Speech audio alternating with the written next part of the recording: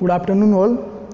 सो हमने previous class में आपका नहीं है गामा रे कंप्लीट कर लिया था, गामा रे के न्यूमेरिकल्स कर लिए थे और एसपी लॉग नहीं है हमने उससे प्रीवियस क्लास में कंप्लीट कर लिया था। जो अब हम करेंगे वो आपका डेंसिटी लॉग।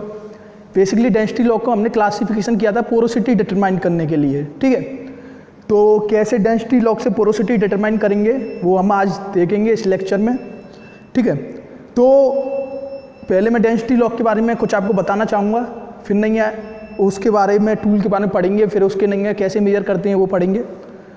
तो डेंसिटी लॉग एक आपका नहीं है डिवाइस होता है जो आपकी फॉर्मेशन की डेंसिटी मेजर करता है, ठीक है। तो मैंने क्या कहा कि एक ऐसा डिवाइस होता है जो फॉर्मेशन की डेंसिटी मेजर करता है। Formation density means clean sandstone plus water. अगर इसके साथ आपका कुछ और प्रेजेंट है तो वो आपकी फॉर्मेशन की डेंसिटी पे अफेक्ट करेगा। तो मैं अगर यहाँ पर डेंसिटी लॉग की बात करूँ तो बेसिकली ये है फॉर्मेशन डेंसिटी लॉग FDL। तो ये करता है फॉर्मेशन की डेंसिटी मेजर, ठीक है। तो जो फॉर्मेशन की डेंसिटी मिलती है उससे हम करते हैं मेजर पोरोसिटी।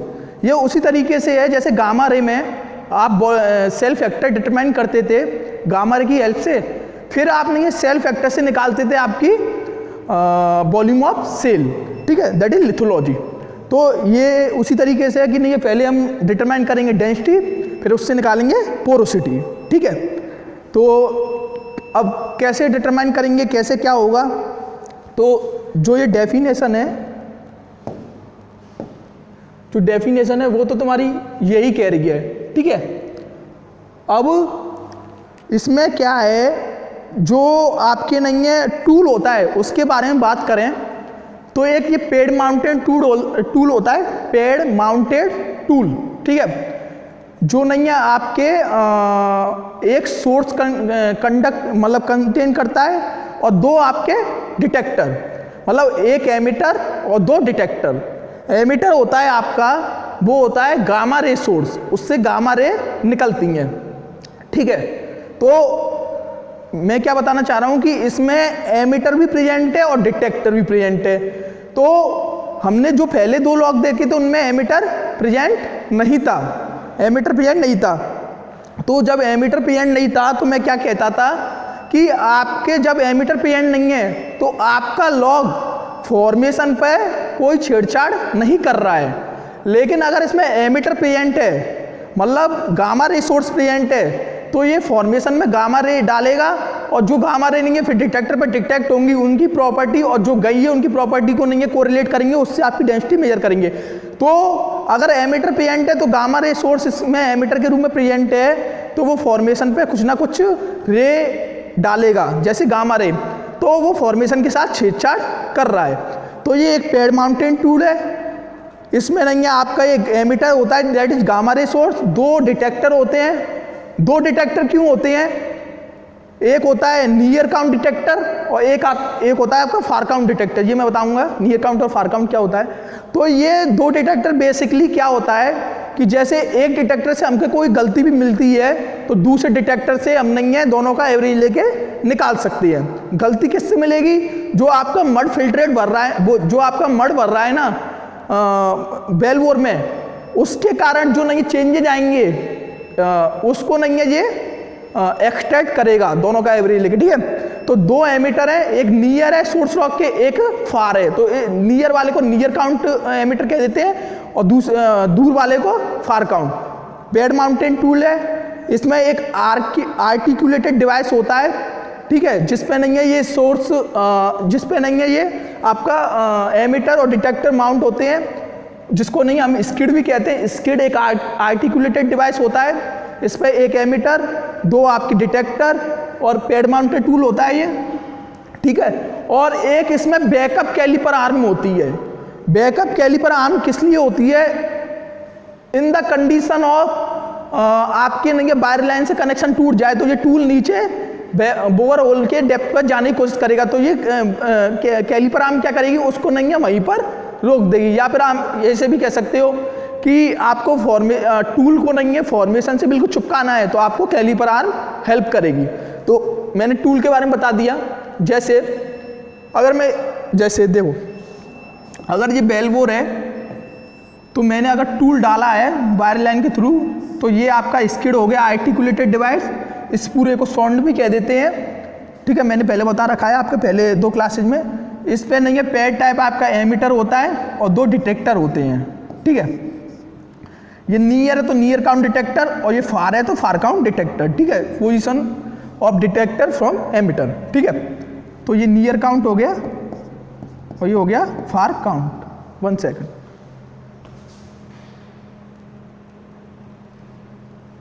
ठीक है।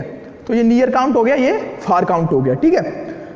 और इस पे होती है एक calliper arm such that this, ठीक है, ये होती है। अब जब हम क्या करते हैं, मड इफेक्ट को हटाने के लिए, यहाँ पर जो मड होती है उसके इफेक्ट को हटाने के लिए, जब गामा रे यहाँ से जाएंगी तो इसके इफेक्ट को हटाने के लिए हम इस टूल को नहीं है बेल बोर की साइड से चिपकाना चाहते हैं, ठीक है, एक साइड में सेट कराना चाहते हैं। तो हम क्या करेंगे, इस कैलिपर आर्म में स्प्रिंग होती है, वो क्या करेगी, इसको इस तरीके से खोलेगी, तो ये नहीं है यहाँ पर आपका आ जाएगा और यहाँ से आपकी कैलिपर आर्म आ जाएगी, ठीक है। तो कैलिपर आर्म सिंपली एक बैकअप आर्म होती है जो आपके लिए फॉर्मेशन पर सेट कराती है, और बाय लाइन टूट जाए यहाँ से तो ये यहीं पे रहता है टूल, ठीक है। तो ये हो गया स्किड हो गया, आपका नहीं है क्या बोला था मैंने, पेड टाइप हो गए, साउंड हो गया, ये पूरा कैलिपर आर्म हो गई। तो ये आपका टूल की कन्फिगरेशन है, ठीक है। और मैंने बता दिया डेंसिटी मेजर करता है फॉर्मेशन की, फॉर्मेशन मतलब कीन सैंडस्टोन और वाटर, ना कि और आपका कुछ और पेंट है जैसे सेल पेंट है, हाइड्रोकार्बन पेंट है, उसकी वजह से आपका इफेक्ट आएगा। हाइड्रोकार्बन में भी जब आपकी लाइट हाइड्रोकार्बन और गैस पेंट होगी उसकी वजह से इफेक्ट आएगा, क्योंकि जो हैवी हाइड्रोकार्बन है उनकी डेंसिटी लगभग वाटर के बराबर होती है, तो उनसे इफेक्ट नहीं आएगा, सेल से इफेक्ट आएगा। वो सारे इफेक्ट हम देखेंगे, ठीक है। तो इसकी टूल की स्ट्रक्चर समझ में आ गई। अगर मैं इस पैड की बात करूं तो इसको एक्सट्रैक्ट करके यहाँ पे दे रखा है, ठीक है। तो देखो ये तुम्हारा बेल बोर है, ओपन होल, इससे हमने टूल को टच करा दिया है।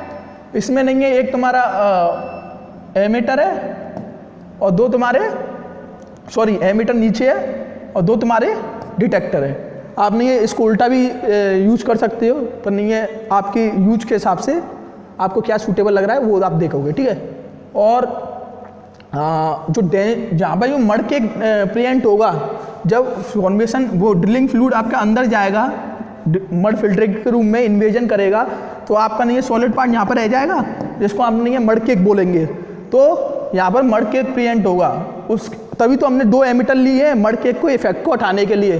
तो उसकी डेंसिटी ऑफ मड केक है, ठीक है, और h है हाइट ऑफ मड केक, ठीक है। तो यहाँ पर मड केक प्रिएंट है, हमने वाला ही नहीं है मड का इफेक्ट कैलिपर आर्म से हटा दिया, लेकिन मड केक का तो आएगा ही आएगा, तो उसको हम रिमूव करेंगे टूल डिटेक्टर से। तो ये तो हो गया आपका टूल के बारे में और ये क्या मेजर करता है, ठीक है। और स्पेशली FDL कैसे कहते हैं, क्योंकि ये फॉर्मेशन का मेजर करता है, ठीक है। और कुछ तो नहीं है इसमें, हाँ, जो गामा रे सोर्स होता है ना, वो होता है इसमें स्पेसिफाई होता है ये आपका CGM 137 और कोबाल्ट 60। इसको याद कर लेना कि जो गामा रे सोर्स होता है इसमें वो होता है CGM 137 कोबाल्ट 60, ठीक है, ठीक है। अब हम बात करेंगे कि ये आपके फॉर्मेशन से ये आपके जो गामा रे है जो हम बॉम्बार्ड करा रहे हैं फॉर्मेशन में, जैसे यहाँ से गामा रे निकलेंगी और वो बॉम्बार्ड होकर फॉर्मेशन से आपके डिटेक्टर पे काउंट होंगी, तो ये डेंसिटी को कैसे मेजर करेंगे। तो सिंपली क्या होता है, गामा रे आपके गामा रे सोर्स से कंटिन्यूसली निकलती हैं और वो मड केक से होते हुए जैसे ये आपका नहीं है बेल बोर हो गया, ये आपका टूल हो गया, ये आपका मड केक है, यूँ समझ लो, ठीक है। और ये एमीटर हो गया, ये डिटेक्टर हो गया, ठीक है, एमीटर और डिटेक्टर, ठीक है। अब इससे गामा रे निकलेंगी आपके फॉर्मेशन में बॉम्बार्ड होंगी और ये आपके डिटेक्टर पे मिलेंगी, ठीक है। अब क्या होगा, ये फॉर्मेशन में बॉम्बार्ड होंगी जब नहीं है ये गामा रे एंटर होंगी आपकी फॉर्मेशन में through the mud cake enters into the formation. Gamma ray evolve from the emitter source and enter into the formation through mud cake. ठीक है, तो ये यहाँ पर मैटर से टकराएंगी। ठीक है, जो आपका फॉर्मेशन है उससे टकराएंगी। बेसिकली फॉर्मेशन में ये टकराते हैं आपके इलेक्ट्रॉन से। ठीक है, तो एटम होता है उसमें न्यूक्लियस होता है और एक उसके बाद इलेक्ट्रॉन होता है। इन सब से एटम से मिलकर आपका फॉर्मेशन बना होता है। तो ये बेसिकली गामा रे टकराएंगी इलेक्ट्रॉन से या फिर कह लो मैटर से। ठीक है, फिर हमें मिलेगी एक्चुअल में डेंसिटी ऑफ इलेक्ट्रॉन और मैटर। ठीक है, फिर हम उससे डेंसिटी ऑफ बल्क निकाल लेंगे। ठीक है, तो ये गामा रे सोर्स से निकली गामा रे एंटर कर गई फॉर्मेशन में थ्रो मड केक, ये टकराएंगे आपकी मैटर से, मतलब फॉर्मेशन से। फॉर्मेशन में एक्चुअली मीन होता है इलेक्ट्रॉन से और मैटर से। तो उधर क्या हुआ, ये कंटिन्यूसली एनर्जी लॉस करती हैं। मतलब अगर ये एनर्जी मैं मान के चलूँ इसकी 100 है, तो ये यहाँ पे लॉस करते करते करते करते अगर ये 30 हो गई, ये 40 हो गई। 30 मैंने क्यों लिखा है पता है कि यहाँ पे मड इफेक्ट आ गया, यहाँ पे मड इफेक्ट कम है। तो ये कंटिन्यूसली फॉर्मेशन में एनर्जी लूज करती हैं। ठीक है, तो वही लिखा है प्रोग्रेसिवली लूज एनर्जी आइदर। अब जिनकी एनर्जी लूज हो रही है, तो एनर्जी किस लिए लूज हो रही है कि आइदर ये टकरा जाएंगी या फिर तो मैटर से। इसकी सारी, जब ये मैटर से टकराएंगी इलेक्ट्रॉन से, तो सारी एनर्जी इसकी या फिर तो ये कंज्यूम कर लेगा, तो आपकी गामा रे सोर्स निकल के आएंगी ही नहीं। ठीक है, अगर मैं यहाँ से गामा रे सोर्स बोल रहा हूँ 100 की और यहाँ पे इलेक्ट्रॉन से टकराते टकराते ये हो गई 0 की, तो ये लौट के आएगी नहीं।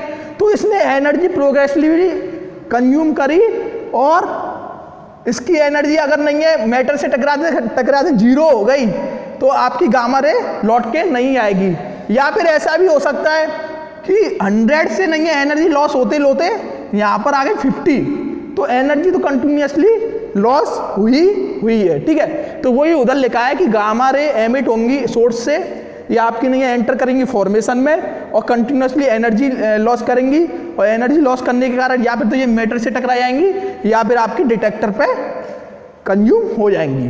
ठीक है, अब जो गामा रे भेजी है आपने पर्टिकुलर एनर्जी की और जो लौट के आई है डिटेक्टर पे, उससे आप कैसे पता लगा पाओगे density of formation, that is in actual manner density of electron और डेंसिटी ऑफ मैटर आपकी कितनी है। तो मैं कहूँगा कि अगर गामा रे काउंट ज़्यादा है, ज़्यादा एनर्जी है या फिर गामा रे काउंट ज़्यादा है, तो फॉर्मेशन में उसने एनर्जी कम लॉस करी है। और फॉर्मेशन में एनर्जी कम लॉस कब करेगा, जब फॉर्मेशन की डेंसिटी कम होगी। ठीक है, फॉर्मेशन की डेंसिटी में एक्चुअल में क्या है, इलेक्ट्रॉन की डेंसिटी या फिर मैटर की डेंसिटी तो नहीं है। जब नहीं है ज़्यादा गामा रे काउंट करेगा तो डेंसिटी ऑफ फॉर्मेशन कम है, और फॉर्मेशन मतलब एक्चुअल वे में इलेक्ट्रॉन और मैटर।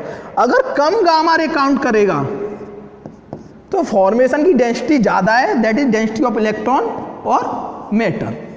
ठीक है, ये तो हो गया आपका एक व्यू देने के लिए। ये मैंने आपको व्यू दे दिया कि यहाँ से गामा रे सोर्स से गामा रे निकली, मड से एंटर होते हुए आपके फॉर्मेशन में एंटर कर गई।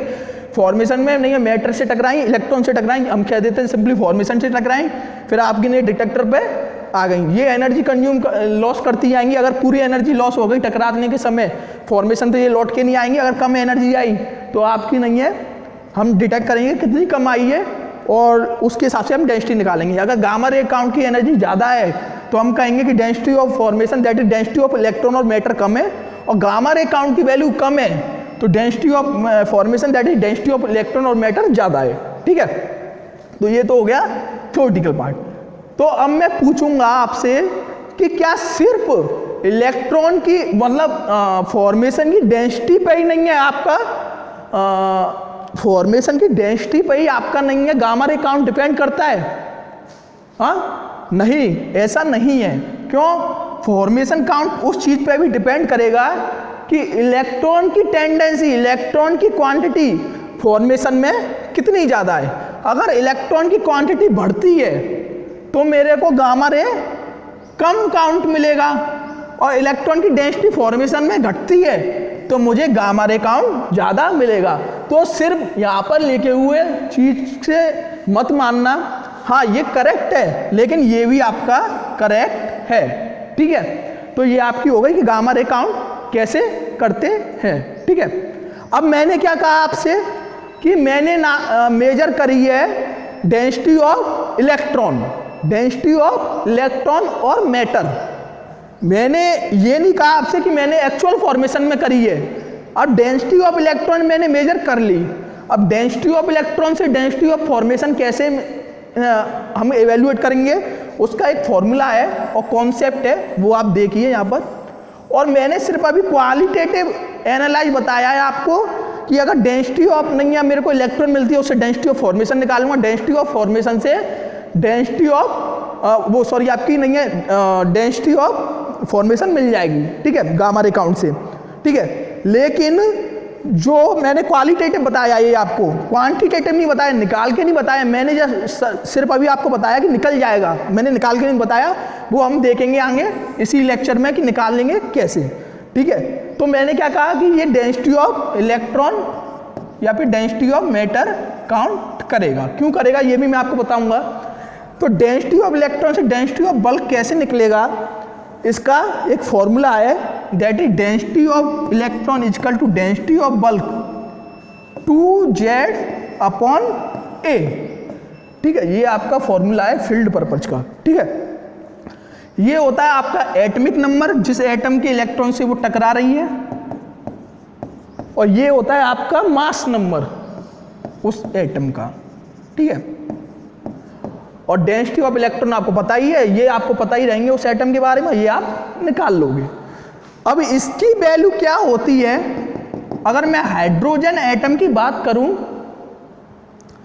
तो इसकी वैल्यू नियरली आती है 1, ठीक है, नहीं सॉरी हाइड्रोजन एटम की बात करूं तो इसकी वैल्यू आती है 1.981, ठीक है, सिर्फ हाइड्रोजन एटम के लिए। लेकिन मैं अदर किसी भी एटम के बारे में बात करूंगा तो इसकी वैल्यू आएगी ओनली 1। तो जब 1 आएगी तो density of electron density of bulk हो जाएगी, that is density of formation. और हाइड्रोजन के केस में ये 2Z/A हो जाएगा 1.981, तो डेंसिटी ऑफ बल्क आप इस कोरिलेशन से निकाल सकते हो।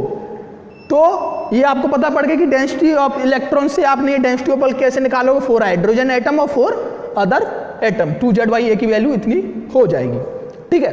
तो ये तो हो गई आपकी क्वालिटेटिव एनालिसिस। अब मैं कहूंगा कि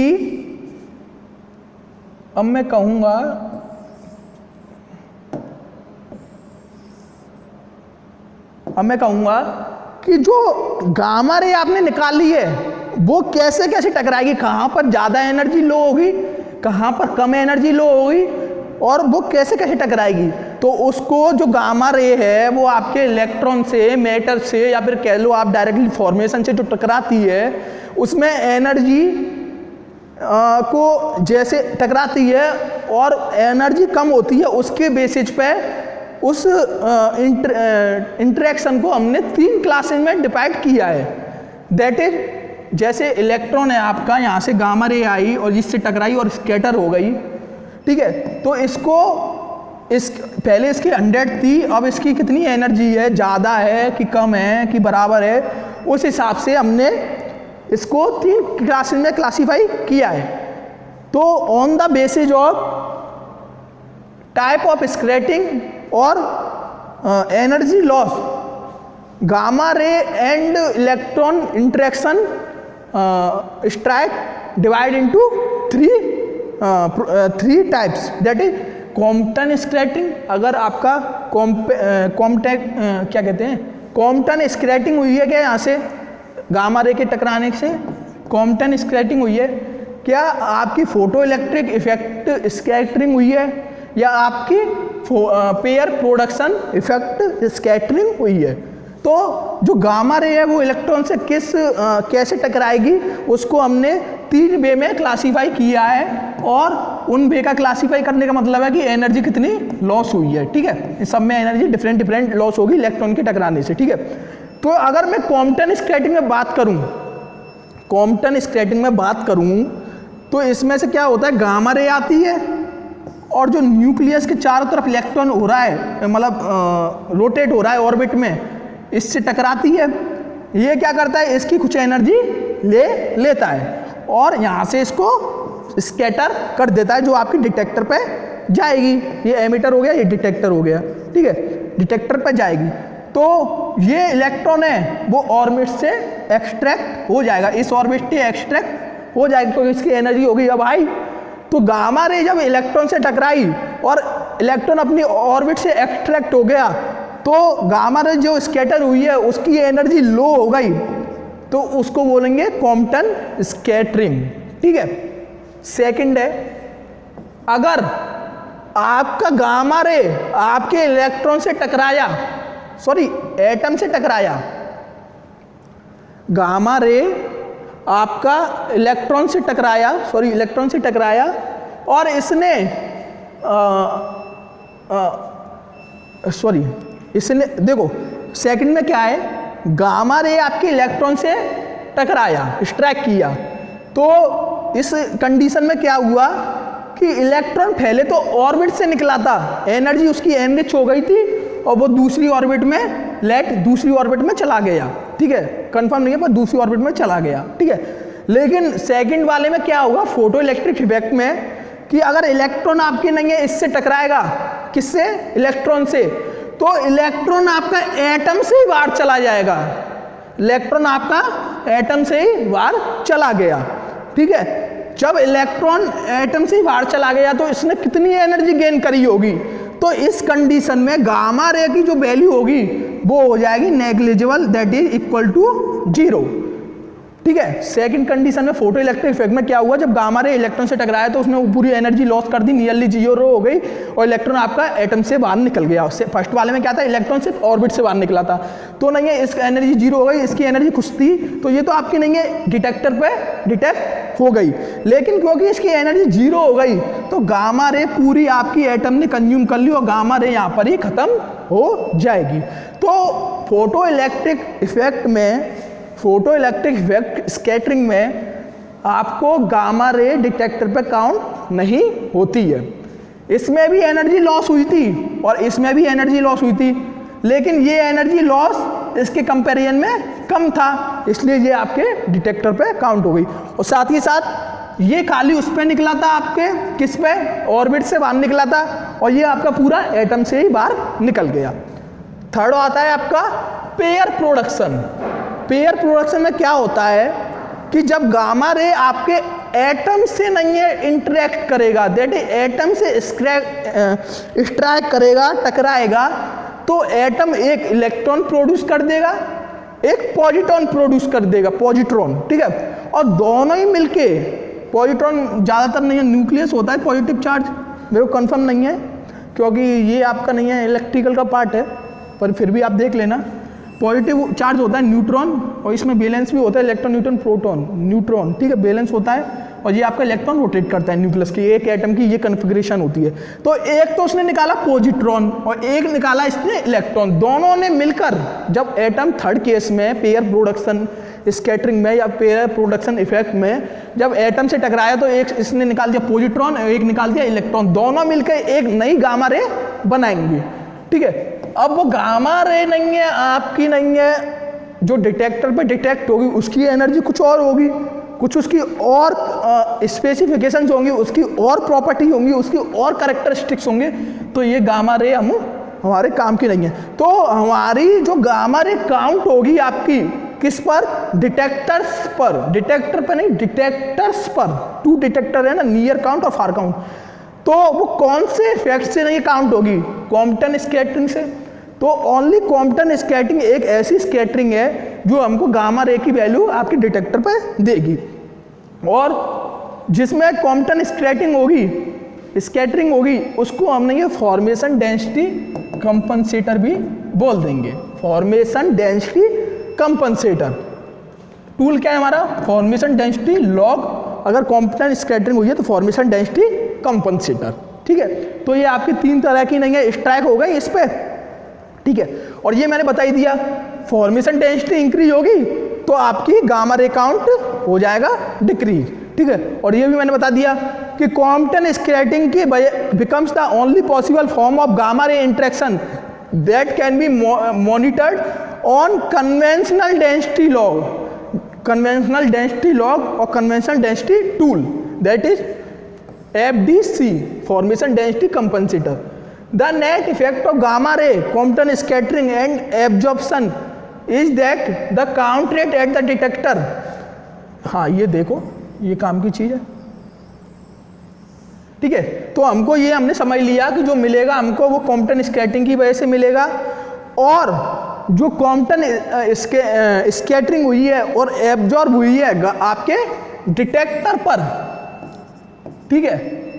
जो कॉम्पटन स्कैटरिंग आपके कॉम्पटन स्कैटरिंग की वजह से जो गामा रे स्कैटर हुई है और एब्जॉर्ब हुई है डिटेक्टर पे, तो जो गामा रे की काउंट रेट मिलेगी वो आपके लॉगरिथमिकली इन्वर्सली प्रोपोर्शनल होगी फॉर्मेशन की डेंसिटी के, ठीक है। At the detector is logarithmically proportional logarithmically proportional to the formation density, sorry ये कुछ इस तरीके से ले लो आप, लॉग फॉर्मेशन की डेंसिटी, ठीक है। कुछ इस तरीके से रिलेशन आएगा, इससे निकाल लेना आप। तो ये चीज़ हो गई कि नहीं, इसकी वजह से हमको खाली नहीं है गामा रे मिलेंगी, और कैसे मिलेंगी कि जो गामा रे का लॉगरिथम है वो आपकी फॉर्मेशन की डेंसिटी को डायरेक्ट मेजर करेगा। और मैंने इनके बारे में रिलेशन बता ही दिया कि नहीं, इलेक्ट्रॉन की डेंसिटी मेजर करेगा, इलेक्ट्रॉन की डेंसिटी से आप बल्क की डेंसिटी हाइड्रोजन एटम के लिए और अदर एटम्स के लिए कैसे निकालोगे, ठीक है। अब आती है आपकी कि गामा रे काउंट आपको मिल गया इलेक्ट्रॉन का, इलेक्ट्रॉन से आपने बना लिया बल्क का। अब उस गामा रे से आपकी डेंसिटी भी आ जाएगी, कैसे आएगी डेंसिटी, लॉगरिथम प्रोपोर्शन के कारण, ठीक है, डेंसिटी ऑफ बल्क, ठीक है। अब उस गामा रे से डेंसिटी से आप पोरोसिटी कैसे निकालोगे, तो मैंने जैसा एसपी लॉग में बताया था, स्पॉन्टेनियस पोटेंशियल और सेल्फ पोटेंशियल, जैसा मैंने गामा रे लॉग में बताया था, that is both lithology tool में, वैसा ही मैं आपको डेंसिटी टूल में बताऊंगा। मैं आपको कोई फॉर्मूला याद नहीं करा रहा हूँ, जैसे आपका एसपी लॉग में फॉर्मूला था, वो मैंने कहा था 1/PSP अपॉन SSP इंटू 100%, वो वाला फॉर्मूला याद मत करो। सिंपली क्या करना है आपको, नहीं है एक बल्क मानना है, उसमें क्या क्या चीज़ें वो आप देख लोगे, ठीक है। तो ऐसी मैंने नहीं है एसपी लॉग में कराया था, ऐसी मैंने आपको नहीं है उसमें कराया था गामा रे लॉग में, ऐसी मैं इसमें कराऊंगा। तो देखो एक और बात, जो आपकी फॉर्मेशन की डेंसिटी मेजर करते हैं वो करते हैं इन्वेजन जोन में, जैसे कि ये आपका फॉर्मेशन है, ये आपकी ड्रिलिंग मड है, ये ड्रिलिंग मड इसमें इन्वेड हुई होगी, ड्रिलिंग मड केक बन गया, और ये आपका मान लो इन्वेडेड जोन है। मतलब यहाँ पे पहले हाइड्रोकार्बन प्रेजेंट था, क्लीन सैंडस्टोन प्रेजेंट थी और वाटर प्रेजेंट था, ठीक है। अब इस जो मड फिल्टर एंटर हुआ, that is liquid part of mud, उसने हाइड्रोकार्बन को मूव कराया, ठीक है, फ्लश करा दिया, फ्लश जोन, इसको इन्वेजन जोन भी बोलते हैं और फ्लश जोन भी बोलते हैं, क्योंकि नहीं है जो मड फिल्ट्रेट एंटर हुआ है उसने फ्लश कराया है हाइड्रोकार्बन वाटर को, तो हाइड्रोकार्बन को फ्लश करा दिया, वाटर को भी कुछ अमाउंट में फ्लश करा देगा, क्लीन सैंडस्टोन को तो फ्लश नहीं करा पाएगा। तो इन्वेजन के बाद यहाँ पर क्या क्या रह गया, इन्वेजन के बाद यहाँ पर क्या क्या रह गया उसकी अगर बात करें तो देखो, इन्वेजन के बाद यहाँ पर रह गया आपका क्लीन सैंडस्टोन, ठीक है, water formation in some amount और रेजिस्टिविटी, इनकी डेंसिटी एक होती है, ज़्यादा इफेक्ट पड़ेगा नहीं, ठीक है। तो ये रह गया, ठीक है। तो अगर मैं इसकी वजह से आपका वो निकालूं, क्या कहते हैं इसकी क्योंकि आप जानेंगे जो डेंसिटी टूल आएगा वो इसकी मेजर करेगा, ठीक है। तो इसकी वजह से जो डेंसिटी आएगी उससे हम पोरोसिटी कैसे निकालेंगे वो देखेंगे। तो देखो पहले तो आपका क्लीन सैंडस्टोन प्रेजेंट है फॉर्मेशन में, और दूसरा प्रेजेंट है या फिर तो आप नहीं फॉर्मेशन वाटर ले लो या फिर मड फिल्ट्रेट ले लो, ठीक है, दोनों की डेंसिटी बराबर ही होती है। तो यहाँ पर क्या लिया है, क्लीन वाटर लिया है, तो नहीं है मैं मड फिल्ट्रेट को हटा दूंगा। तो यहाँ पे आपकी दो चीज़ें प्रेजेंट है, फॉर्मेशन वाटर और क्लीन सैंडस्टोन। देखो हमको इसी की नहीं है, आपको डेंसिटी पोरोसिटी निकालनी है। मैंने क्या कहा था, फॉर्मेशन की पोरोसिटी निकालनी है, फॉर्मेशन डेंसिटी लॉग, फॉर्मेशन की डेंसिटी निकालनी है, फिर हम उससे क्या निकालेंगे, पोरोसिटी। तो हमें फॉर्मेशन की डेंसिटी निकालनी है। फॉर्मेशन की डेंसिटी मतलब क्लीन सैंडस्टोन की डेंसिटी और उसमें जो वाटर प्रेजेंट है, ठीक है। तो क्लीन सैंडस्टोन प्रेजेंट है, वाटर प्रेजेंट है, अगर मड फिल्ट्रेट प्रेजेंट है तो उसकी डेंसिटी उसके बराबर हो जाएगी। हाइड्रोकार्बन भी अगर हैवी हाइड्रोकार्बन प्रेजेंट है तो उसकी डेंसिटी उसके बराबर हो जाएगी, ठीक है। तो हमको जिसकी निकालनी है वही अभी प्रेजेंट है। आइडियली ऐसा नहीं होता है, आइडियली कंडीशन है, ऐसा नहीं, ये कंडीशन नहीं होती। इसमें आपकी सेल भी प्रेजेंट रहेगी, गैस भी प्रेजेंट रहेगी, आपकी नहीं है लाइट हाइड्रोकार्बन भी प्रेजेंट रहेंगे। तो उन सब के इफेक्ट हम देखेंगे कि उनका इफेक्ट नहीं है जो हमने ये फॉर्मेशन के लिए निकालेंगे उन पर क्या पड़ेगा। तो अभी के लिए हम आइडियली मानते हैं कि क्लीन सैंडस्टोन और फॉर्मेशन वाटर या फिर मड फिल्टर या फिर हैवी हाइड्रोकार्बन प्रेजेंट है, तो इसकी हमें डेंसिटी निकालनी है। तो हमने मान लिया कि इन्वेजन जोन में या फ्लक्स जोन में ये दोनों प्रेजेंट हैं। अब इससे मैं डेंसिटी से, अब इसकी हम डेंसिटी निकालेंगे और उस डेंसिटी से आपकी पोरोसिटी कैसे निकलेगी। मान लो इसकी डेंसिटी है डेंसिटी ऑफ क्लीन सैंडस्टोन और इसकी डेंसिटी है डेंसिटी ऑफ वाटर, ठीक है, या फिर फ्लूइड ले लो, सबको छोड़ो फ्लूइड ले लो, ठीक है, क्योंकि वाटर भी हो सकता है, मड फिल्ट्रेट भी हो सकता है, आपका नहीं है हैवी हाइड्रोकार्बन भी हो सकता है, ठीक है। तो ये दोनों ले लिए मैंने, ठीक है। और मान लो इसकी पोरोसिटी, एक सेकेंड, मान लो इसकी वॉल्यूम है बी फ्लूइड, तो इसका वॉल्यूम हो जाएगा बी क्लीन सैंडस्टोन, ठीक है, या फिर क्लीन या फिर मैट्रिक्स कह लो, डेंसिटी ऑफ मैट्रिक्स और density of volume of matrix, ठीक है, डेंसिटी ऑफ मैट्रिक्स और वॉल्यूम ऑफ मैट्रिक्स, ठीक है। अब जो लॉग हमको पोरोसिटी देगा, सॉरी लॉग हमको, अब देखो हमें निकालनी है density, that is density of bulk, ये हमको कैसे मिलेगी, डेंसिटी ऑफ लॉग। देखो डेंसिटी ऑफ लॉग हमें क्या देगा, डेंसिटी ऑफ बल्क, बल्क मतलब दिस पूरा, उसमें क्या प्रेजेंट होगा आपका फॉर्मेशन वाटर या फिर क्लीन सैंडस्टोन और मैट्रिक्स। फॉर्मेशन वाटर में आपका मड फिल्ट्रेट हो सकता है, फॉर्मेशन का वाटर हो सकता है, हैवी हाइड्रोकार्बन हो सकता है। तो लॉग ने हमको ये पूरे बल्क की दे दी, that is density of bulk, ठीक है। अगर इसकी डेंसिटी फ्लूइड है और इसकी डेंसिटी क्लीन सैंडस्टोन है, ठीक है, तो इनका हमें वॉल्यूम फ्रैक्शन से मल्टीप्लाई करना पड़ेगा, क्योंकि जिसका ज़्यादा वॉल्यूम फ्रैक्शन होगा उसका ही कंट्रीब्यूशन ज़्यादा होगा। तो वॉल्यूम फ्लूइड क्या है, वी एफ, और वॉल्यूम फ्रैक्शन क्या हो जाएगा, V F plus V M, ठीक है। और इसकी बात करूं मैं, इसकी बात करूं तो इसका भी नहीं है, वी मैट्रिक्स और वॉल्यूम फ्लूइड और वॉल्यूम मैट्रिक्स, ठीक है, ठीक है ना। अब अगर मैं नहीं है इसको यूनिटी, अब देखो, अब देखना कि अगर मैं इस वॉल्यूम फ्लूइड और वॉल्यूम मैट्रिक्स को मान के चलता हूँ यूनिटी, दैट इज 1, तो ये हो जाएगा, सॉरी 1 मान के चलो, ठीक है, इस पूरे को 1 मान के चलो। अब देखो वॉल्यूम ऑफ फ्लूइड किस में भर रहा होगा, पोर वॉल्यूम में, फ्लूइड किस में भर रहा होगा, पोर वॉल्यूम में, तो ये बी फ्लूइड को मैं बी पोर कह सकता हूं। साथ के साथ बी पोर प्लस बी मैट्रिक्स आपका बी बल्क हो जाएगा, ठीक है ना। और बी पोर अपॉन बी बल्क क्या होती है, आपकी पोरोसिटी, ठीक है। तो इसके volume fraction, fluid volume fraction की वजह मैं पोरोसिटी रख सकता हूं, ठीक है। एक तो ये हो गया। वॉल्यूम मैट्रिक्स को मैं नहीं है 1 माइनस, अगर मैंने इसका यूनिटी वॉल्यूम माना है तो volume fluid plus volume matrix, आप कोई सा यूनिटी ना मान के कुछ भी निकाल सकते हो, आपका सेम आएगा, जो कि मैंने एसपी लॉग में आपको बताया भी था, ठीक है। तो वॉल्यूम ऑफ मैट्रिक्स क्या आ गया, 1 माइनस वॉल्यूम ऑफ फ्लूइड, ठीक है, 1 माइनस वॉल्यूम ऑफ फ्लूइड, ठीक है। अब इसकी जगह मैंने रख दिया volume of fluid, 1 minus volume of fluid, और ये आपकी वॉल्यूम ऑफ बल्क है जिसकी वैल्यू 1 वॉल्यूम ऑफ बल्क है ये, ठीक है, V fluid plus V matrix, ये हम 1 मानते हैं, ठीक है। अब 1 अपॉन, अब मैं इन दोनों को अलग अलग कर लूँ तो ये हो जाएगा 1 माइनस 1 अपॉन 1 बी बल्क और V fluid upon V bulk. तो ये सिंपली आ गई V pore upon V volume, simply porosity, और ये 1 है ही तो 1/1 1। तो ये आ गई आपकी density of fluid into porosity plus density of clean sandstone into 1 - porosity, और ये आ गई आपकी डेंसिटी ऑफ बल्क के बराबर जो आपने लॉग से निकाली थी, ये आ गया। अगर आप इसको पोरोसिटी के लिए रीअरेंज करोगे, सिंपली क्या किया मैंने, इसकी पोरोसिटी इनका वॉल्यूम फ्रैक्शन मल्टीप्लाई और ऐड करके जो लॉग से आई है वो हमने रख दिया। अभी तक यही करते आ रहे हैं, ठीक है।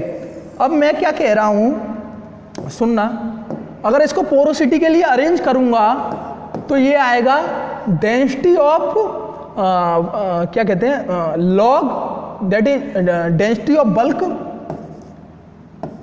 डेंसिटी ऑफ बल्क जो कि होगी आपकी density of log minus density of clean sandstone या फिर डेंसिटी ऑफ मैट्रिक्स, आपकी density of fluid minus density of clean sandstone that is density of matrix, ये आ गई आपकी पोरोसिटी। तो आप नहीं है, पहले आप गामा रे की नहीं, जो इलेक्ट्रॉन की डेंसिटी निकालोगे तो उससे बल्क की डेंसिटी निकालोगे, और बल्क की डेंसिटी से पोरोसिटी कैसे निकालोगे वो आपका आ गया फॉर्मूला। मैंने इसमें क्या मान के चला, clean sandstone plus water, water में आपका मड फिल्ट्रेट हो सकता है, आपका नहीं है फॉर्मेशन वाटर हो सकता है, और आपका हैवी हाइड्रोकार्बन भी हो सकता है। तो ये फॉर्मूला आ गया ये वाला। और मैंने क्या मान के चला कि आपकी नहीं है फॉर्मेशन की डेंसिटी मेजर करिए, that is clean matrix, that is clean sandstone और वाटर फिल्ड इन इट, ठीक है। ये आ गया आपका, ठीक है, ये फॉर्मूला आप यूज कर लेना। अब क्या होगा कि मैंने कहा खाली आपका नहीं है मैट्रिक्स में फ्लूइड प्रेजेंट है और आपका क्लीन सैंडस्टोन प्रेजेंट है, ये आपके फॉर्मेशन की डेंसिटी आपने इससे मेजर कर ली। क्या ऐसा होगा रियल में? ये तो आइडियल केस हो गया। यहाँ पर आपकी सेल भी प्रेजेंट होगी, यहाँ पर आपका लाइट हाइड्रोकार्बन भी प्रेजेंट होगा, यहाँ पर आपका नहीं है हैवी गैस भी प्रेजेंट होगी, हैवी नहीं गैस ही प्रेजेंट होगी। साथ ही साथ जो आप नहीं है इसके बगल में निकालोगे बेल बोर के, तो इसमें कोई केप्ड इन फॉर्मेशन होगा, जैसे ये मेरा नहीं है फॉर्मेशन है और ये आपका कोई केप्ड इन फॉर्मेशन होगा, ठीक है। तो मैंने अगर टूल को इसमें फंसा दिया और ये फ्लश जोन है, तो नहीं ये टूल तो मेरे को खाली नहीं है नॉन फ्लश जोन की नहीं है, हमको डेंसिटी निकाल के दे देगा, जिसमें हाइड्रोकार्बन वगैरह सब प्रेजेंट है, तो हमें तो निकालनी है फ्लश जोन की। तो 4 इफेक्ट होंगे। एक तो आपका इस फॉर्मूले में चेंजेस किस किस की वजह से होंगे, क्योंकि हमको तो निकालनी थी फॉर्मेशन की density that is clean sandstone plus water, लेकिन इसमें क्या क्या चेंजेस होंगे, सेल की वजह से चेंज होगा, आपका गैस की वजह से चेंज होगा, या फिर कह लो लाइट हाइड्रोकार्बन की वजह से चेंज होगा, दोनों एक ही चीज़ हो गए, सेल लाइट हाइड्रोकार्बन और गैस, और आपका इसकी वजह से, ठीक है। तो 4 चीज़ें इफेक्ट कर रही हैं, दैट इज लाइट हाइड्रोकार्बन और गैस और सेल, और आपका पैड अगर कॉन्टैक्ट है बॉक्स्ड आउट होल में से, जो नहीं है केप्ड इन होल्स है, ठीक है। तो इन चारों का इफेक्ट हम नहीं है इस फॉर्मूले पे देखेंगे।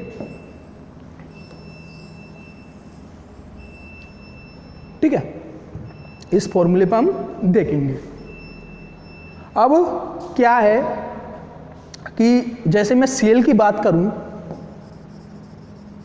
ठीक है, तो सिंपली हम मान लेंगे जो फ्लूइड था, जो आपका नहीं है क्लीन मैट्रिक्स था, सेंट था, उसमें एक सेल का पोर्शन भी आ गया, ठीक है। तो ये हो गया आपका क्लीन सेंट, ये आ गया सेल, और ये हो गया आपका डेंसिटी ऑफ फ्लूइड। इसकी वजह से हो गई डेंसिटी ऑफ फ्लूइड और density of volume of fluid. इसकी डेंसिटी ऑफ फ्लूइड हो गई, इसकी हो गई डेंसिटी ऑफ सेल, ठीक है, जिसको इधर रिप्रेजेंट कर रखा है डेंसिटी ऑफ सेल से, ठीक है। और ये हो गया डेंसिटी ऑफ क्लीन सैंडस्टोन, ठीक है। अगर इसका वॉल्यूम फ्रैक्शन में देखूं तो ये आ जाएगा पोरोसिटी, जो मैंने अभी निकाल के दिखाया था, ठीक है। और इसका वॉल्यूम फ्रैक्शन देखूं तो ये आ जाएगा V shale upon total volume fraction, जो मैंने 1 मान रखा है, ठीक है। और इसका आ जाएगा 1 minus V shale minus porosity, ठीक है। कोई मैंने इसको यूनिटी मान रखा है, तो इसका वॉल्यूम अपॉन यूनिटी, इसका volume that is volume of pore upon unity that is porosity हो जाएगी, क्योंकि पूरा वॉल्यूम 1 वॉल्यूम है। और 1 में से नहीं है वॉल्यूम ऑफ सेल घटा दूँ और 1 में से मैं फ्रैक्शन ऑफ सेल घटा दूं वॉल्यूम का और फ्रैक्शन ऑफ फ्लूइड घटा दूं तो ये आपका क्लीन सैंडस्टोन का क्या कहते हैं वॉल्यूम फ्रैक्शन आ जाएगा। तो जो पोरोसिटी मिलेगी हमको लॉक से, सॉरी डेंसिटी मिलेगी हमको लॉक से, इधर से देख लो, डेंसिटी मिलेगी, चलो उसमें दिखाई नहीं दे रहा होगा,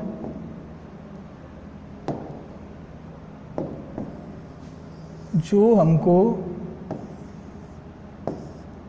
डेंसिटी मिलेगी लॉक से वो होगी density of bulk equal to 1 minus B S H minus porosity, ये वॉल्यूम फ्रैक्शन है, ठीक है। 1 मैंने यूनिटी मान लिया था, आप कुछ भी मानोगे सेम आएगा। Density of clean sandstone plus density of fluid into porosity plus volume of shale that is upon 1 volume fraction हो गया ये, और डेंसिटी ऑफ सेल। जब आप इसको रीअरेंज करोगे ना तो ये कुछ इस तरीके से आएगा कि porosity is equal to density of bulk minus density of clean sandstone, density of fluid minus density of clean sandstone minus volume of shale bracket में density of bulk minus density of shale और density of fluid minus density of shale, ठीक है। मैं अगर इसको phi clean sandstone phi formation मानता हूँ, formation that is इन्होंने 5D मान रखा है, 5 फॉर्मेशन को 5D मान रखा है जो ऊपर निकाला था, तो ये क्या हो जाएगा 5 फॉर्मेशन माइनस VSH और 5 पोरोसिटी ड्यू टू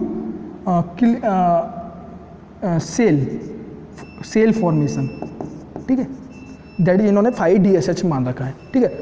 तो फॉर्मेशन की वजह से, सेल की वजह से ये इफेक्ट आ गया कि खाली पहले तो पोरोसिटी थी आपकी, पोरोसिटी ऑफ फॉर्मेशन, अब क्या हो गया सेल की वजह से ये क्वांटिटी और ऐड हो गई। यहाँ पर 5 फॉर्मेशन को 5D मान रखा है और 5 सेल फॉर्मेशन को 5DSH मान रखा है, और इसकी वैल्यू ये हो जाएगी सिंपली। मैंने क्या किया, क्लीन सैंडस्टोन की जगह सेल को मैंने यूज कर लिया, ठीक है।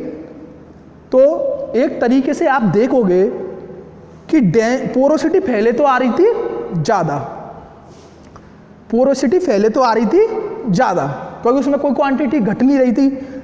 अब पोरोसिटी आएगी कम टोटल, क्योंकि सेल की वजह से फॉर्मूले से देखोगे तो ये घटा देगी, तो पोरोसिटी कम आएगी तो डेंसिटी आपकी बढ़ जाएगी, डेंसिटी आपकी बढ़ जाएगी। तो एक्चुअल में फॉर्मेशन की डेंसिटी तो आपकी ये है, लेकिन आपने टोटल इफेक्ट निकाल लिया, तो सेल की वजह से आपकी डेंसिटी जो आनी चाहिए थी उससे ज़्यादा आ रही है, ठीक है। जो क्लीन सैंडस्टोन की डेंसिटी थी वो सिर्फ ये थी, और इससे पोरोसिटी आती ज़्यादा, और पोरोसिटी ज़्यादा है तो डेंसिटी कम है। ये मैं समझाता हूँ पोरोसिटी ज़्यादा तो डेंसिटी क्यों कम है, लेकिन अब सेल की वजह से क्या रही पोरोसिटी कम तो डेंसिटी हो गई ज़्यादा। तो ये एक्चुअल नहीं है आपकी फॉर्मेशन की डेंसिटी तो नहीं है, क्योंकि फॉर्मेशन की डेंसिटी नहीं है, ये तो क्या की है फॉर्मेशन में, फॉर्मेशन की है प्लस आपकी सेल की है, तो सेल फैक्टर की वजह से आपकी डेंसिटी क्या प्रतीत होगी कि फॉर्मेशन की डेंसिटी ज़्यादा है, ठीक है। डेंसिटी पहले आ रही थी 10, अब आएगी 20, क्योंकि पोरोसिटी पहले आ रही थी 20, अब आएगी 10, ठीक है, ऐसे मान लो एग्जाम्पल के तौर पे, ठीक है। तो ये क्लीन ये आपकी फॉर्मेशन की नहीं है, फॉर्मेशन प्लस सेल की है, तो हमें तो लगेगा खाली फॉर्मेशन की है, क्योंकि हमने ये फॉर्मेशन की निकालना चाह रहे हैं FDL से, ठीक है। तो हम देखेंगे डेंसिटी ज़्यादा आ रही है, तो सेल की वजह से आपकी डेंसिटी क्या ज़्यादा प्रतीत होगी, ज़्यादा डेंसिटी प्रतीत होगी। तो अब आपकी नहीं है पोरोसिटी और डेंसिटी में कैसे रिलेशन है, देखो ये आपका एक रॉक है और ये आपका एक रॉक है, यहाँ पर आपका नहीं है इस एक पार्ट में, सॉरी 0.1 पार्ट में आपका रॉक है और 0.9 पार्ट में आपका पोर स्पेस है, और यहाँ पर 0.1 पार्ट में आपका 0.9 पार्ट में आपका रॉक है और यहाँ पर 0.1 पार्ट में आपका पोर स्पेस है।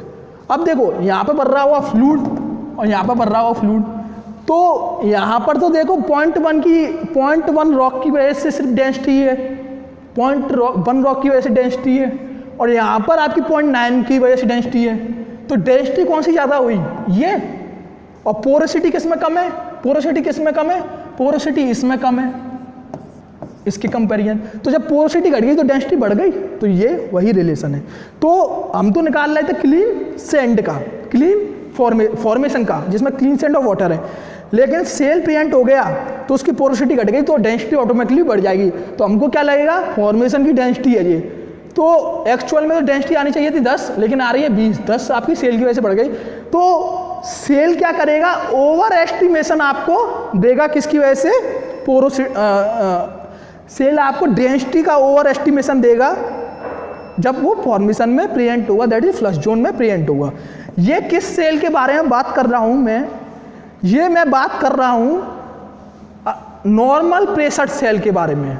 नॉर्मल प्रेशर सेल जिसमें डेप्थ के साथ साथ आपका कॉम्पैक्टेशन भी बढ़ता है और पोरोसिटी घटती है और डेंसिटी बढ़ती है।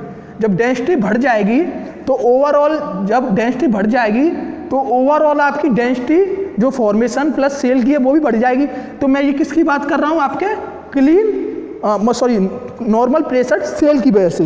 अगर ओवर प्रेशर सेल हुई ना, अगर ओवर प्रेशर सेल हुई ना, तो ओवर प्रेशर में क्या होगा कि आपकी नहीं है पोरोसिटी ज़्यादा होगी और डेंसिटी कम होगी। क्योंकि हम जानते हैं कि ओवर प्रेशर सेल में पोरोसिटी कांस्टेंट हो जाती है, मतलब डेप्थ के साथ कम होती चली जाती है, तो ज़्यादा होती चली जाती है। क्योंकि हमने पोर प्रेशर में पढ़ रखा है 3rd सेम में drilling engineer part 1 pore pressure, कि ओवर प्रेशर जोन में पोरोसिटी आपकी कांस्टेंट रहती है, मतलब डेप्थ के साथ बढ़ती चली जाती है रिलेटिवली, और आपकी डेंसिटी कम हो जाती है।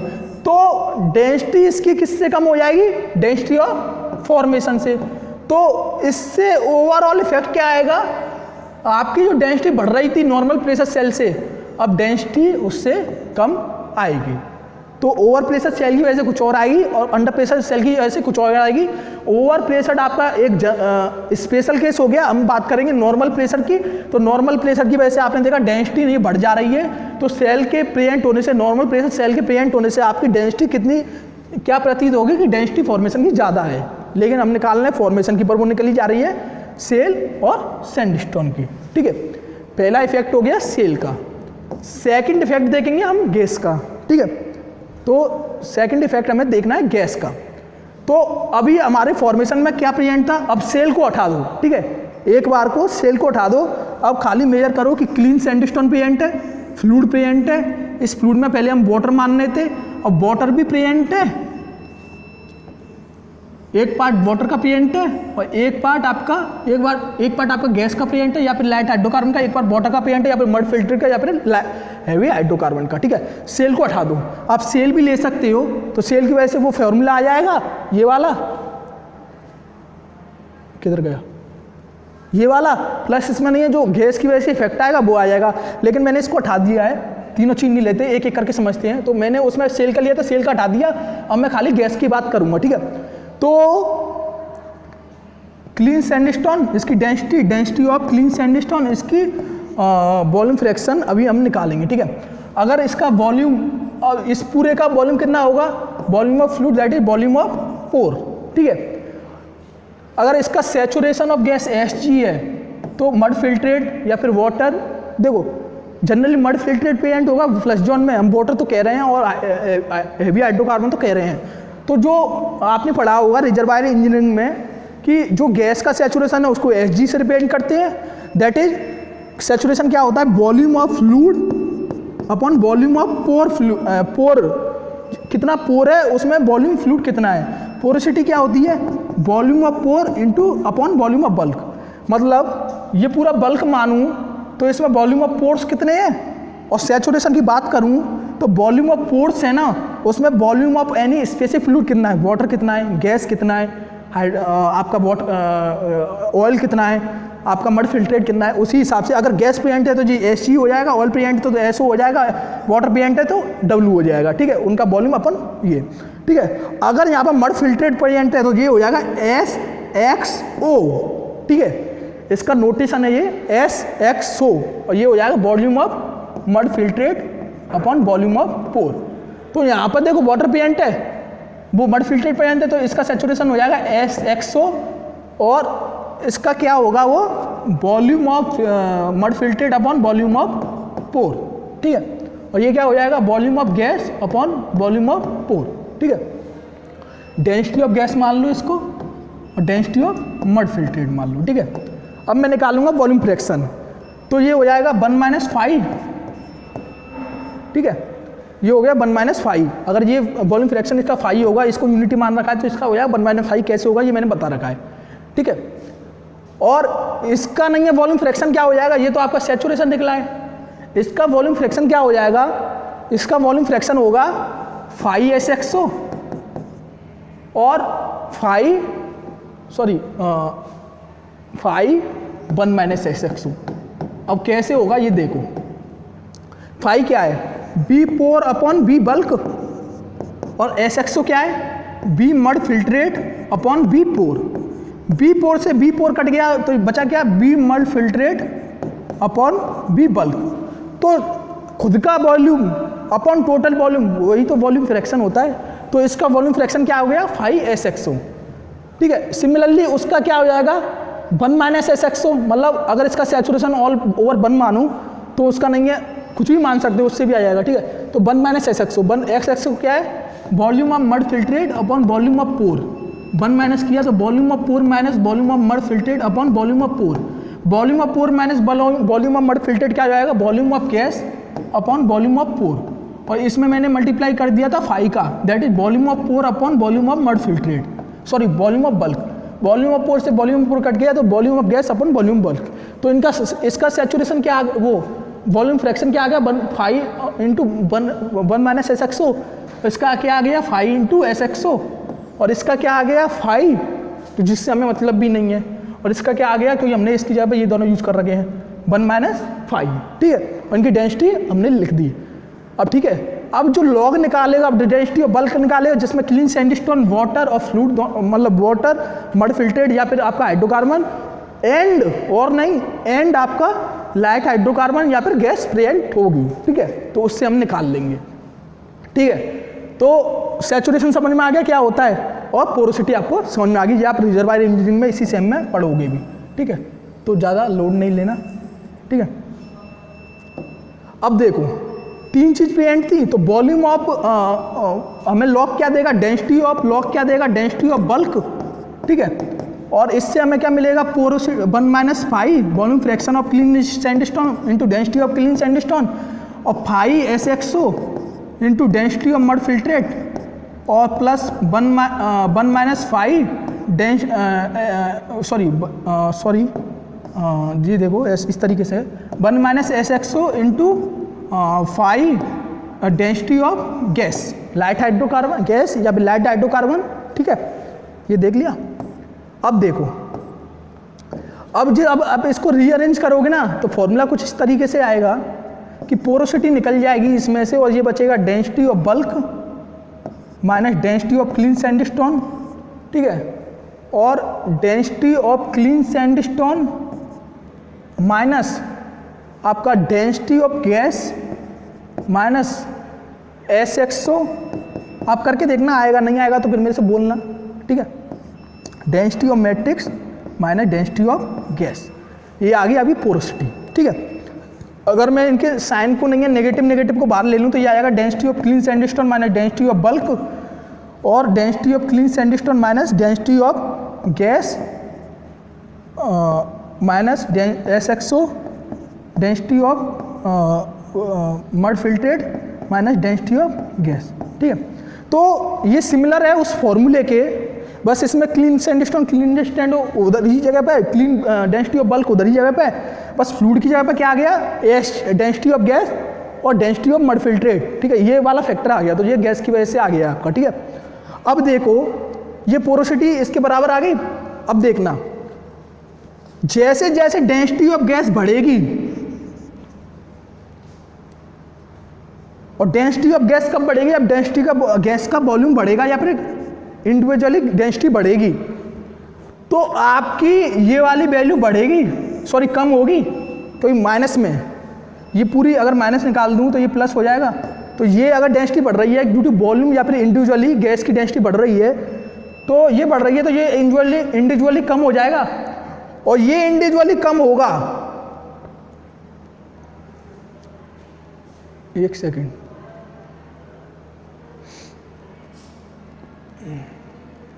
हाँ देखो, हाँ ये आपकी बढ़ रही है तो ये कम हो रही है, तो आपकी ऑटोमेटिकली ये बढ़ रही है तो ये पूरा ऑटोमेटिकली कम हो रहा है, तो ये नीचे वाला पार्ट कम हो रहा है तो ऑटोमेटिकली पूरा बड़ा पार्ट बढ़ जाएगा, तो आपकी पोरोसिटी बढ़ के आएगी। गैस की वजह से पोरोसिटी बढ़ के आएगी, मतलब डेंसिटी कम हो जाएगी। तो एक्चुअल हम मानेंगे ये फॉर्मेशन की डेंसिटी है, पर ये फॉर्मेशन की डेंसिटी ना होकर फॉर्मेशन डेंसिटी है प्लस क्लीन वाटर डेंसिटी है, या फिर मल्ड फिल्टर ले लो या फिर हेवी हाइड्रोकार्बन ले लो, प्लस उसमें क्या ऐड है, आपका गैस ऐड है या फिर लाइट हाइड्रोकार्बन ऐड है। ठीक है, तो आपका लाइट हाइड्रोकार्बन ऐड है तो उसकी वजह से पोरोसिटी बढ़ जाएगी, डेंसिटी कम हो जाएगी। तो गैस की वजह से या फिर लाइट हाइड्रोकार्बन की वजह से आपका डेंसिटी पे क्या इफेक्ट पड़ा, फॉर्मेशन की पे, कि इसका अंडर एस्टिमेशन हो जाएगा, मतलब होनी तो ज़्यादा चाहिए लेकिन गैस ने इसको कम कर दिया। और सेल में क्या हो रहा था, आपका ओवर एस्टिमेशन हो रहा था कि होनी तो कम चाहिए लेकिन सेल की वजह से आपका आ गया ज़्यादा। ये नॉर्मल की बात कर रहा हूँ, नॉर्मल कॉम्पैक्टेटेड सेल की। ठीक है, तो डेंसिटी ऑफ गैस समझ गए। अब एक और चीज़ करना, अगर दे रखा हो तो न्यूमेरिकल में, ठीक है, कि डेंसिटी ऑफ गैस बहुत ही नेग्लिजिबल होती है तो सिंपली डेंसिटी ऑफ गैस को हटा देना, वो फॉर्मूला आपका आ जाएगा, और कुछ ज़्यादा इसमें मैकेनिक्स नहीं है। तो हमने दो फैक्टर हटा दिए, डेंसिटी सेल का प्रेजेंट होना फ्लश जोन में और आपका गैस का प्रेजेंट होना फ्लश जोन में, या फिर लाइट हाइड्रोकार्बन का प्रेजेंट होना फ्लश जोन में।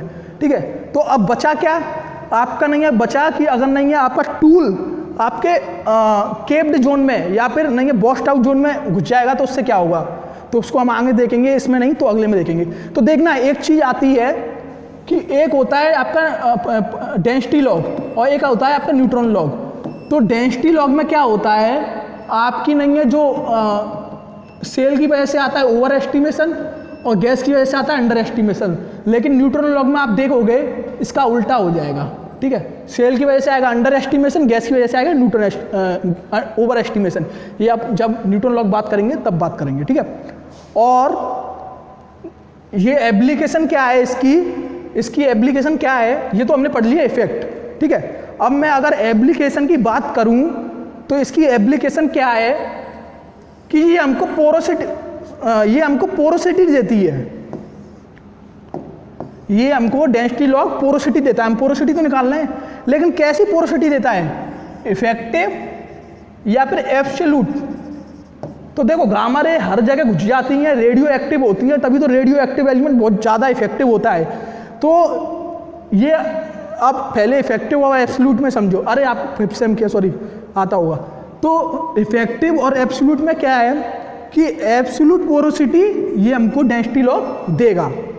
डेंसिटी लॉग क्या देगा हमको, एब्सोल्यूट पोरोसिटी, क्योंकि हमारे हर जगह घुस जाएंगे, न्यूट्रॉन नहीं घुस पाएंगे तो वो इफेक्टिव भी दे सकता है। तो हमको क्या मिलेगा, डेंसिटी लॉग से एब्सोल्यूट पोरोसिटी। ठीक है, मेजर पोरोसिटी और वो भी एब्सोल्यूट पोरोसिटी। ठीक है, तो ये हमको देखो, चाहे तो आपके कनेक्टेड पोर्स हो, चाहे आपके नॉन कनेक्टेड पोर्स हो, चाहे आपका फ्रैक्चर हो, तीनों चीज़ आपको दे देगा। कुछ भी हो, बस पोर होना चाहिए, वेकेंट स्पेस होना चाहिए, फ्लूइड भरा होना चाहिए, ये आपको उसकी पोरोसिटी दे देगा, दैट इज डेंसिटी लॉ। ठीक है, तो इसका एप्लीकेशन ये हो गया। अब देखो इसके पढ़ेंगे हम इफेक्ट। तो इफेक्ट में हमने effect of gas on porosity पढ़ी रखा है, इफेक्ट ऑफ सेल पढ़ी रखा है। अब ये बचे दो, एक और बचा कॉम्पैक्टेशन। कॉम्पैक्टेशन क्या होता है कि डेंसिटी के अगर हम देखें कॉम्पैक्टेशन कि अगर हमने यहाँ सेल की बात करें, ओवर कॉम्पैक्टेड सेल की, तो ओवर कॉम्पैक्टेड सेल प्रेजेंट होगी तो उसकी डेंसिटी घट जाएगी, तो ओवरऑल डेंसिटी हमको कम मिलेगी। तो density trend decrease in over pressure zone, क्योंकि डेंसिटी ओवर प्रेशर जोन में पोरोसिटी बढ़ जाएगी तो डेंसिटी कम मिलेगी, और नॉर्मल प्रेशर जोन में कॉम्पैक्टेशन की वजह से पोरोसिटी भी घटेगी और डेंसिटी बढ़ेगी। बस कॉम्पैक्टेशन का ये इफेक्ट आएगा डेंसिटी पर। ठीक है, ये याद रखना कि ओवर प्रेशर जोन में पोरोसिटी बढ़ेगी तो डेंसिटी घटेगी, और नॉर्मल कॉम्पैक्टेड फॉर्मेशन में या फिर नॉर्मल कॉम्पैक्टेशन में पोरोसिटी घटेगी तो डेंसिटी बढ़ेगी कॉम्पैक्टेशन के साथ। ठीक है, तो ये तीन तो हो गए इसके इफेक्ट। ठीक है, ये तो बात कर चुके हैं, ये हमने अभी बात कर लिया और जिस सेल में भी बात किया था। एप्लीकेशन हो गया आपका इफेक्टिव पोरोसिटी, एब्सोल्यूट पोरोसिटी, और एब्सोल्यूट पोरोसिटी से एक ये कनेक्ट है एकॉस्टिक इम्पीडेंस। एकॉस्टिक इम्पीडेंस से क्या होता है कि हम डेंसिटी लॉग से तो लेते हैं पोरोसिटी, क्योंकि जो एकॉस्टिक इम्पीडेंस होता है उसमें वेलोसिटी और पोरोसिटी का मल्टीप्लाई होता है, वो मैं बताऊंगा एकॉस्टिक इम्पीडेंस क्या होता है। उसमें क्या है कि जो पोरोसिटी चाहिए ना वो एब्सोल्यूट पोरोसिटी चाहिए, ना कि इफेक्टिव पोरोसिटी। लेकिन न्यूट्रॉन लॉग हमको क्या देता है, इफेक्टिव पोरोसिटी। तो हमने ये डेंसिटी लॉग से एब्सोल्यूट पोरोसिटी ले लेंगे और सोनिक लॉग से आपका हम ले लेंगे वेलोसिटी। बेसिकली मैंने थर्ड सेमेस्टर में ड्रिलिंग में पोर प्रेशर में बताया था कि न्यूट्रॉन सोनिक लॉ हमको ट्रांजिट टाइम देता है, ठीक है, मतलब कितना टाइम उस फॉर्मेशन में होकर निकलेगी रे। ट्रांजिट टाइम मिल गया, उसकी डिस्टेंस नाप लेंगे, डिस्टेंस ऑफ वॉल्यूम बराबर volume into distance upon distance of volume into distance, volume is equal to distance upon time से हम नहीं उसकी वेलोसिटी नाप लेंगे। तो वेलोसिटी हमें सोनिक लॉग से मिल जाएगी, एब्सोल्यूट हमको नहीं, एब्सोल्यूट पोरोसिटी हमें इस लॉग से मिल जाएगी, डेंसिटी लॉग से, और दोनों से हम नहीं है एकॉस्टिक इम्पीडेंस निकाल सकते हैं। तो ये हो गया आपका नहीं है एप्लीकेशन एब्सोल्यूट पोरोसिटी और एकॉस्टिक इम्पीडेंस। ये आगे इफेक्ट हो गए, ये तो पढ़ा चुका हूँ, ये मैंने बता दिया, उसका बता दिया, गैस का इफेक्ट बता दिया, ओवर एस्टिमेशन, अंडर एस्टिमेशन, और सेल का इफेक्ट बता दिया मैंने कैसे निकालेंगे क्लीन सेल के लिए, और अगर ये इफेक्ट प्रेजेंट होंगे उनके फॉर्मूले बता दिए, कैसे तीनों वे में रिएक्ट करेंगे वो बता दिया, क्या ऑपरेटिंग प्रिंसिपल होगा वो बता दिया, आपका एब्सोल्यूट पोरोसिटी मेजर करेंगे, टूल की बात बता दी, और ये नहीं है फॉर्मेशन पे इफेक्ट करेंगे क्योंकि इसमें एमीटर होता है, सोर्स होता है, gamma ray source caesium 137, cobalt 60 होता है, यानी 90 होता है, 60 होता है, और डेंसिटी लॉग क्या मेजर करता है ये बता दिया मैंने।